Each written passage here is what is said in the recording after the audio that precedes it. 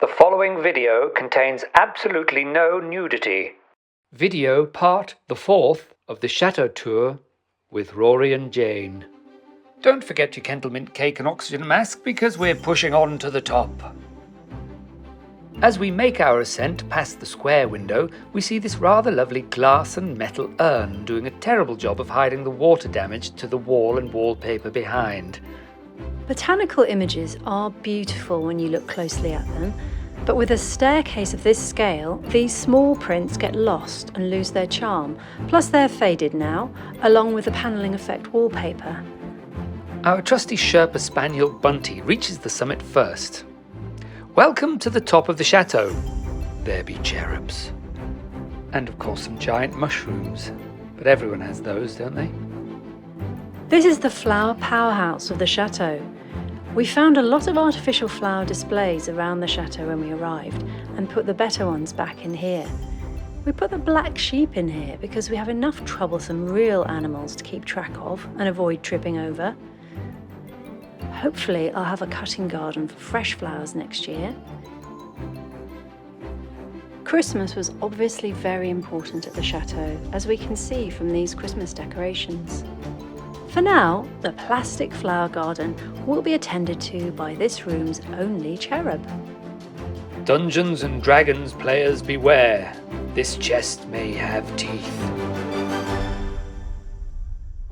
The small door on the left, which has an extremely wonky door frame, reveals a storage cupboard full of outdated thingamy-doodles and replacement doofers.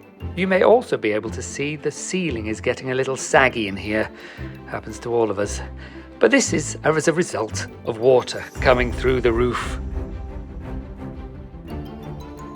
I have my eye on this to become a hallway shoe bench on the ground floor.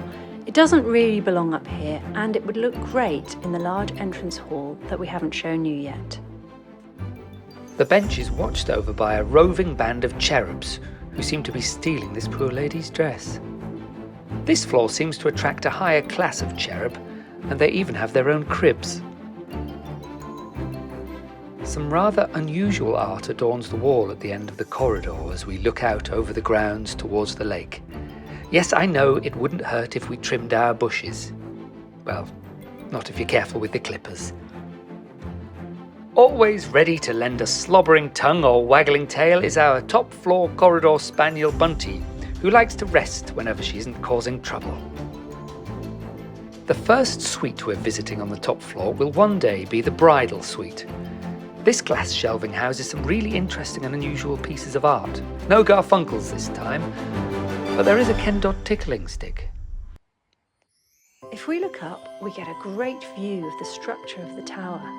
This is a brilliant space with lovely windows on 3 sides, plus the beams to gaze up at. Is your candle suffering from performance anxiety? The artistic choices here are multitudinous, with several plates depicting the Arabian Nights, some Klimt, Monet, and a few Chinese porcelain figures. There is even a chandelier waiting for its moment to shine. What makes this suite so special, though, is the roof terrace. With views of the Pyrenees and down to the pool when we dig one, this could be the ultimate private terrace from which to enjoy the sun, the views, and perhaps a jug or 2 of margaritas.